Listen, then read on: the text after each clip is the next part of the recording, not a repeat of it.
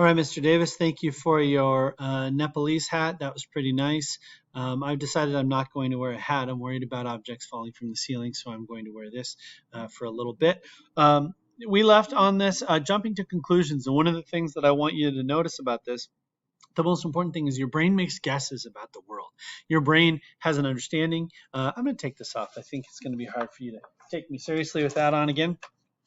Your brain makes guesses. It says, I've seen this thing a million times, so if this is the million and first time, I'm pretty sure that's what I'm going to see. But of course, that's not always what you actually see. So we're going to play with that a little bit more. We're going to talk about perceptual constancies. We make guesses about the world. We assume things are constant.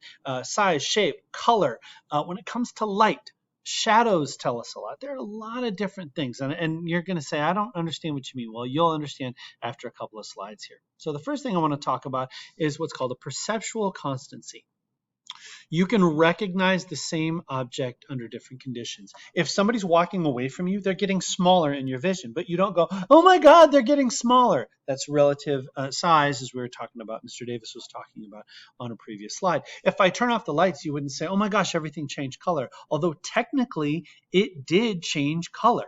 If you actually look at what our eyes see, it sees it different, but your brain makes the adjustment. That is a constancy. So it's not about what goes in your eye. This is perception. Notice that headline. It's perception. So your brain makes a guess. The great example of your brain making a guess is the Ames room. These people are all normal-sized people, but your brain is making a guess. And I'm going to show you on the next slide why this person and this person are actually the same size. In an Ames room, what you have, and I'll move this here so you can see. It stopped moving. Let's see if I can make it move now. In an Ames room, what you have is you'll notice when he kicks this ball, the floor is slanted. It looks straight, but it is slanted. There are no right angles in this room. You should go online and take a look at this.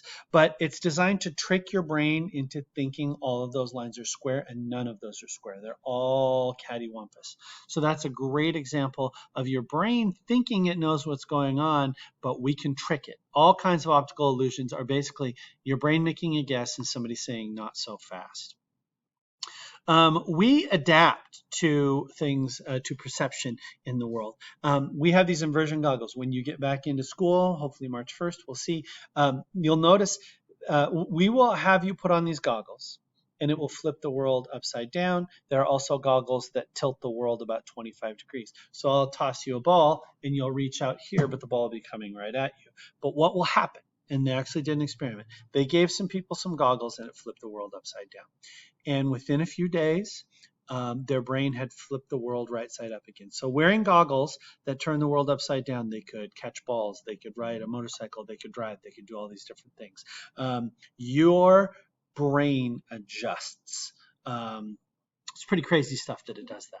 And then we have, the only reason I put this here, and I'll try to click it, but it's what they use for Christmas lights, where the lights will seem to travel around when in fact it's only this light turning off and on this light. It's not working in the video. It would work if we were in class though. Don't worry about it. I've never seen it on the test. Let's look at some more perceptual constancies. This skull and this skull are both red. If you look in between here, if you look really closely, that is red. If you look over here, that is red. But because of the different ways that they change, they use the lines here, it's different. I'll show you an example here too. These two circles that you will see, they are both yellow. That one looks sort of orangish, pinkish, but as we move it over, it turns into yellow. Your brain is playing tricks on you. I'll show you another one. This is your brain trying to say things must be constant and us tricking you saying, not necessarily. We'll do one more. A and B are the same color. They are. We'll move those away. And you think it's a trick. You can go ahead and pause it and watch it again and do whatever you got to do and put your finger over parts of it and make sure it's working right. But A and B are the same color. Your brain thinks things are constant. Okay. Another example, this is your brain trying to it's trying to give more information than is actually there. Is this a cube where this is the top, or is this a cube where this is the bottom?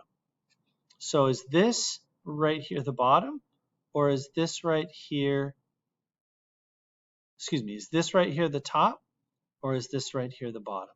It's really hard to tell. Once you start seeing which one of these it is, it starts popping back and forth. Your brain doesn't have enough information. Your brain is trying to make a guess, and the Necker cube won't let you make a guess. When we look at this, your brain is trying very hard to figure out what this is. And I'm not going to give you too much time, but if you want to pause and see if you can figure out what it is, pause now. Now that you've come back, I will tell you that this is a cow. And some of you will say, Mr. Woodard, you're crazy. Here's the nose with the nostrils. Here's one eyeball. Here's another eyeball. Here's an ear. Here's another ear. Here's the top of its head. Here's its back. And what's interesting is once you see this cow, and by the way, this is just a shadow right here. So the face would kind of go right here, the side of the face. So once you know this, you can't unsee it. Your brain knows how to make a guess. Before we started, your brain didn't know how to guess, and that's what a perceptual constancy does. Okay. Now we've finished talking about vision. We're going to give you a little Socratic that you can practice with, but we'll talk about that later. Now let's talk about the physics of sound. So when we talk about what we hear, all sound is vibrations in the air that our ears turn into information into our brain. So all it is vibration of air. By the way, there's no sound in space because there's no air. So there's no such thing as sound. All it is air vibrations that our brain turns into something that we hear. Crazy stuff. So the pitch of a sound is determined by hertz, and hertz is number of vibrations per second.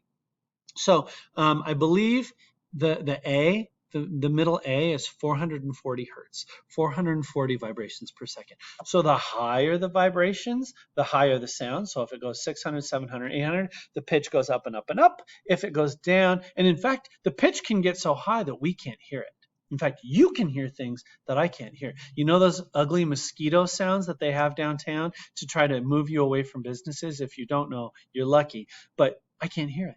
Those pitches are too high for old people like me and Mr. Davis to hear, but you can hear them. Also, low frequencies, you can have sound vibrating, air vibrating so low that we can't hear it, but other animals can. In fact, some animals have used it when they feel the ground vibrating before an earthquake.